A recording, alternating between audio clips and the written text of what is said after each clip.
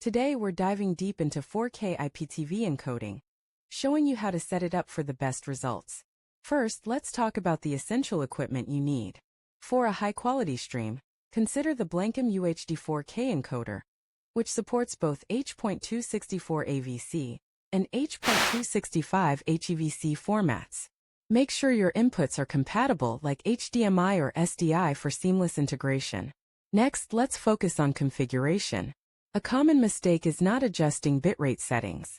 Aim for a bitrate of 15 to 20 megabits per second for optimal quality. Don't forget to check your network's bandwidth. At least 25 megabits per second is recommended for 4K streaming. Lastly, always test your setup before going live.